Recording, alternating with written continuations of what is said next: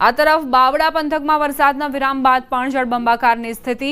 બાવળા તાલુકામાં આવેલા રૂપાલ ગામમાં ચોતરફ પાણીનો પહેરો છે। પાણીના ઉકેલ માટે કોઈ ઉપાય નથી।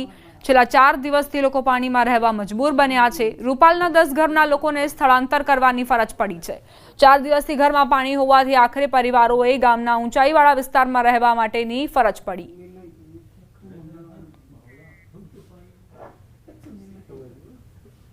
બાવળાના રૂપાલ ગામ તરફ જવાના રોડ ઉપર અત્યારે અમે છીએ અને આપણી પાછળ જુઓ તો એટલું બધું પાણી ભરાયેલું છે કે અહીંના લોકો છે મહા મુસીબતે આ પાણીમાં રહેવા માટે મજબૂર બન્યા છે।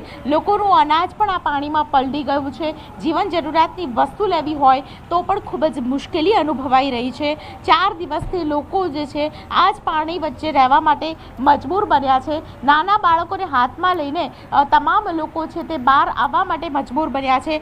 બેન, આગળ શું સ્થિતિ છે મને કહેશો? ખાવાનું અનાજ બધું પલ્લી ગયું છે। ઘરમાં રહેવા માટે મકાન નથી એમના પાસે। કેટલા દિવસથી એ આમ તેમ ફર્યા કરે છે। મકાન પાણીમાં છે અને અમારી બાજુ પાણી નતું। આ 2 વર્ષથી બહુ પાણી છોડે છે। અમારે ઘરની બાજુમાં અમારે પાણી છે। અમારે તે તકલીફ તો અમારે બહુ જ છે। એટલે અનાજ બધું પલળી ગયું? અનાજ બધું પલળી ગયું। રહેવા ક્યાં રહો છો? ધાબા પર? ધાબા પર એ બીજાના ઘરમાં લઈ ગયા છે। બિચારા દયા ખાઈને એમના ઘરમાં રહ્યા છે અત્યારે હાલની પોઝિશન। એમને ઘર આવા છે કે જેમાં 6, 7, 10 ઘર છે આ બાજુ। 10 હા, 10 ઘર છે આ બાજુ। હા, ગામમાં તો 10-15 ઘર છે। 10-15 ઘર છે। તો આ પાણી બાજુ જે 10-15 ઘર છે એ જ પાણીમાં છે? હા, એ જ પાણીમાં છે। આ બધા ઘર પાણીમાં જ છે। આ લોકો તો ઘરે મેકીને જતા રહ્યા બિચારા। અમારું ઘર આખું પાણીમાં છે। પાણીની અંદર આખું ઘર છે। અમારું ભેંસે એક મરી જાય પાણી। એ જોઈ લો મારો વાળો હેડો તમને લાઈવ બતાવું। એની અંદર આટલું પાણી છે મારા ઘરની પોતાની અંદર। ભેંસ મરી જાય નુકસાન કોણ આપે? 90,000ની ભેંસ લાવ્યો તો પાણીમાં જ મરી જાય। પાણી આવ્યું એમાં જ તે।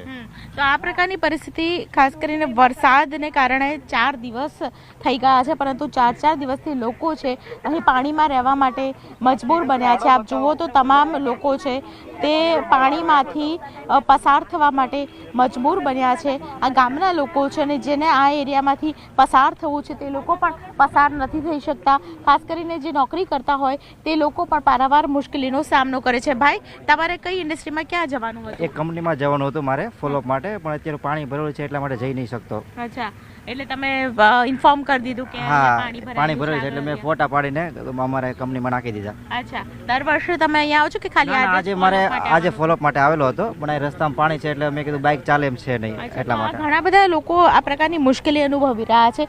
દરેકની અલગ અલગ વાત છે, પરંતુ ખાસ ગામના લોકો જે છે તે બહાર રોડ ઉપર આવી ગયા છે, કારણ કે ગામમાં એટલું બધું પાણી ભરાયેલું છે કે અહીં કોઈ પણ સ્થાનિકે રહેવું ખૂબ જ જરૂરી છે, કારણ કે અંદર જેટલું ઊંડાણવાળું પાણી છે તેને કારણે લોકો છે તે સ્થાનિકોને કોઈ પણ પ્રકારનું સાહસ કરવા માટે રોકી રહ્યા છે।